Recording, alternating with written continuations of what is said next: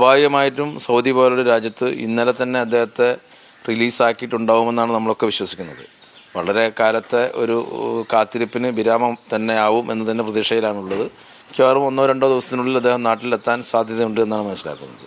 അതിനു വേണ്ടിയിട്ടുള്ളൊരു കാത്തിരിപ്പാണ്. അദ്ദേഹത്തെ സ്വീകരിക്കുന്നതിന് വേണ്ടി നാടും നാട്ടുകാരും ഒക്കെ തയ്യാറായിരിക്കുകയാണ്. 20 വർഷമായി സൗദി അറേബ്യയിലെ ജയിലിൽ കഴിയുകയാണ് കോഴിക്കോട് ഫറൂഖ് സ്വദേശിയായിട്ടുള്ള അബ്ദുൾ റഹീം. റഹീമിന്റെ തടവ് കാലാവധി ഇന്നലെ രാത്രിയോടുകൂടെ അവസാനിച്ചു. റഹീം വളരെ വേഗത്തിൽ നാട്ടിലെത്തും എന്നുള്ള പ്രതീക്ഷയാണ് ഏവർക്കുമുള്ളത്. നമുക്കൊപ്പം റഹീം നിയമസഹായ കമ്മിറ്റി ചെയർമാൻ കൂടിയായിട്ടുള്ള ഫറൂഖ് സ്വദേശി സുരേഷ് കുർ ചേരുകയാണ്. സുരേഷ് ഏട്ടാപ്പം, എന്താണ് നമുക്ക് ഏറ്റവും ഒടുവിൽ ലഭ്യമാവുന്ന വിവരം? 20 വർഷത്തെ ശിക്ഷാ കാലാവധി 19-ാം തീയതി അർദ്ധരാത്രിയോടെ അവസാനിക്കുമെന്നാണ് ഞങ്ങൾക്ക് അറിയാൻ സാധിച്ചിട്ടുള്ളത്. അതിനുശേഷം പുതിയ വിവരങ്ങളൊന്നും നമുക്ക് ലഭിച്ചിട്ടില്ല. സ്വാഭാവികമായിട്ടും സൗദി പോലൊരു രാജ്യത്ത് ഇന്നലെ തന്നെ അദ്ദേഹത്തെ റിലീസാക്കിയിട്ടുണ്ടാവുമെന്നാണ് നമ്മളൊക്കെ വിശ്വസിക്കുന്നത്.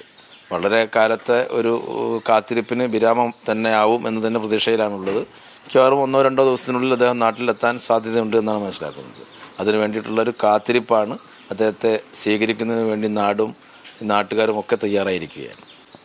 ഈ പെരുന്നാളിൻ്റെ അവധിയിലേക്ക് ഉദ്യോഗസ്ഥർ പോകുന്നതിന് മുമ്പ് തന്നെ എല്ലാ നിയമ നടപടികളും പൂർത്തീകരിക്കാൻ കഴിയുമെന്ന് തന്നെയാണ് നമുക്ക് അവിടെ നിന്ന് ലഭ്യമാകുന്ന വിവരം. തീർച്ചയായും പെരുന്നാളിൻ്റെ അവധിക്ക് മുമ്പ് തന്നെ ഇദ്ദേഹത്തിൻ്റെ ശിക്ഷ കാലാവധി പൂർത്തീകരിച്ചതുകൊണ്ട് രാജ്യത്തേക്ക് കയറ്റിവിടും എന്നുള്ള വലിയ പ്രതീക്ഷയിലാണ് എല്ലാവരും ഉള്ളത്. അവിടുന്ന് കിട്ടുന്ന വിവരങ്ങൾ അതുപോലെ തന്നെയുള്ളതാണ്.